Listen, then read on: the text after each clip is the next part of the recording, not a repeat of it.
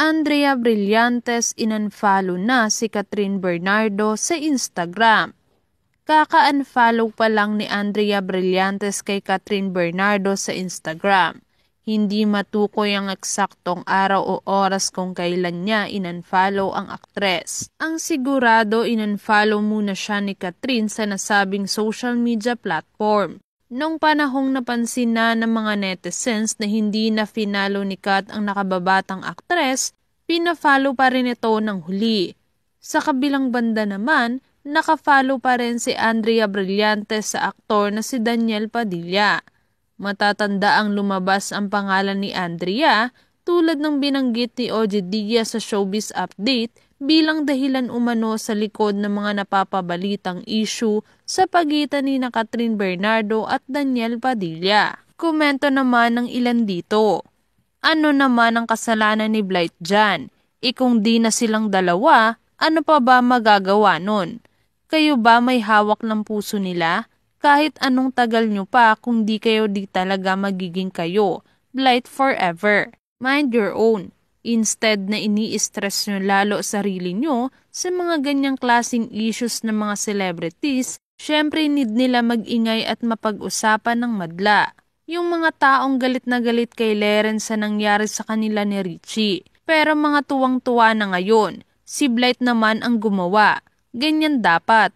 Pag bet mo, itolerate mo. If ever nga si Andrea ang dahilan, ako din ang maging basher na niya.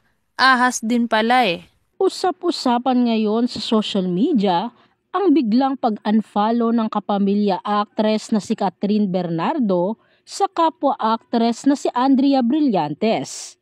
Ilang screenshots ang kumalat ngayon sa iba't ibang social media platforms kung saan makikitang hindi na nakafollow ang A Very Good Girl lead star kay Andrea habang nakafollow pa rin ang huli sa kanya. Hindi sigurado kung matagal nang naka-unfollow si Catherine kay Andrea o kung talagang hindi ito nakafollow ever since, ngunit base sa mga screenshot noon ng mga fans ng Katniel at ni Andrea, nakafollow sila noon sa isa't isa.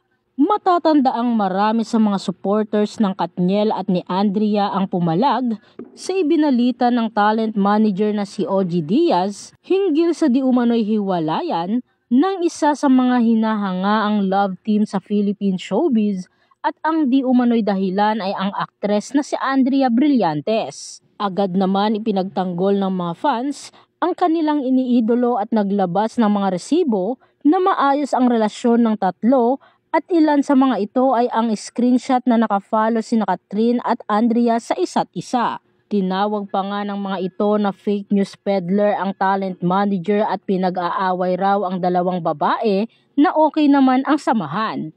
Kaya naman agad na pinalagan ni OG ang mga ito at sinabing wala naman siyang sinabing kumpirmado na ang balita at hiling niyang magsalita sina Catherine, Daniel at Andrea upang maliwanagan ang mga netizens. At dahil nga sa naganap na pag-unfollow ni Catherine kay Andrea, ay mas nayanig ang mga marites at tila unti-unting naniniwalang may something na nagaganap sa kanilang tatlo. Hanggang ngayon ay nananatili pa ring tahimik sina Catherine Bernardo, Daniel Padilla at Andrea Brillantes hinggil sa isyong ito.